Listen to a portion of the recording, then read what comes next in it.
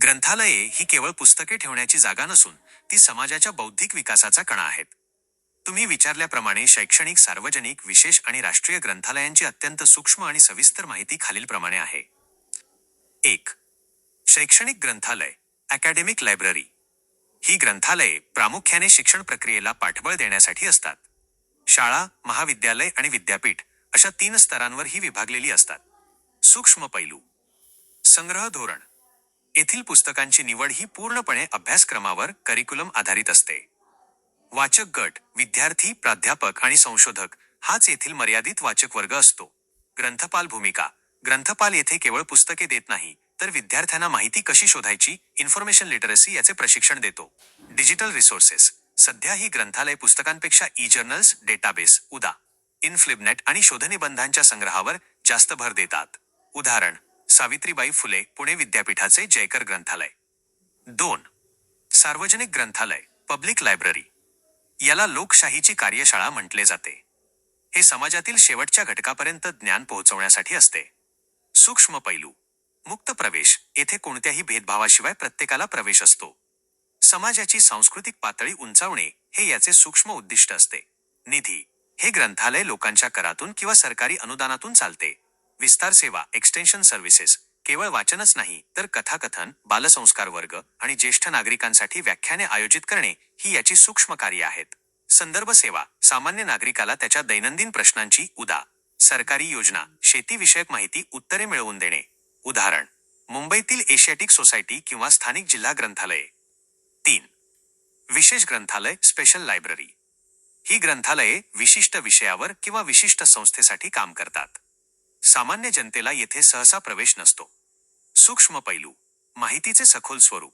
येथे पुस्तकांपेक्षा report, patents, तांत्रिक नकाशे आणि सूक्ष्म फिल्म्स, मायक्रोफिल्म्स अधिक असतात. SDI सेवा, सिलेक्टिव्ह डिसेमिनेशन ऑफ इन्फॉर्मेशन, हे या ग्रंथालयाचे सर्वात महत्त्वाचे सूक्ष्म कार्य आहे.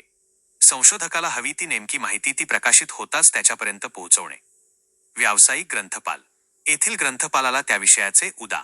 कायदा किंवा विज्ञान, तांत्रिक ज्ञान असणे आवश्यक असते. माहिती विश्लेषण. येथे माहिती केवळ साठवली जात नाही, तर तिचे विश्लेषण करून सारांश ॲब्स्ट्रॅक्टिंग तयार केला जातो. उदाहरण: TIFR, टाटा मूलभूत संशोधन संस्थाचे ग्रंथालय किंवा ISROचे ग्रंथालय. 4. राष्ट्रीय ग्रंथालय नॅशनल लायब्ररी. हे देशाचे सर्वोच्च ग्रंथालय असून ते राष्ट्राचा सांस्कृतिक आणि बौद्धिक वारसा जतन करते. सूक्ष्म पैलू. कायदेशीर अधिकार, depository right. Delivery of books ॲक्टनुसार भारतात प्रकाशित होणाऱ्या प्रत्येक पुस्तकाची एक प्रत येथे जमा होणे कायद्याने बंधनकारक आहे. ग्रंथसूची, बिब्लिओग्राफी. देशात वर्षभरात कोणती पुस्तके छापली गेली याची अधिकृत नॅशनल बिब्लिओग्राफी तयार करणे हे यांचे सूक्ष्म काम असते. संवर्धन, कॉन्झर्वेशन. अत्यंत जुनी आणि दुर्मिळ हस्तलिखिते रासायनिक प्रक्रिया करून शेकडो वर्षे टिकवून ठेवण्याचे तंत्रज्ञान येथे असते. आंतरराष्ट्रीय समन्वय. हे ग्रंथालय जागतिक स्तरावर, उदा. युनेस्को देशाचे प्रतिनिधित्व करते. उदाहरण: national library of India, Kolkata. तुलनात्मक तक्ता, सूक्ष्म फरक. वैशिष्ट्य. शैक्षणिक, सार्वजनिक, विशेष, राष्ट्रीय, केंद्रबिंदू, अभ्यासक्रम, समाज विकास, संशोधन व्यवसाय, राष्ट्र वारसा, महत्त्वाची सेवा, माहिती साक्षरता, सांस्कृतिक कार्यक्रम, SDI आणि सारांश. दस्तऐवजीकरण. पुस्तकांचे स्वरूप, पाठ्यपुस्तके, कथा, कादंबऱ्या, तांत्रिक रिपोर्ट, सर्व प्रकारचे साहित्य.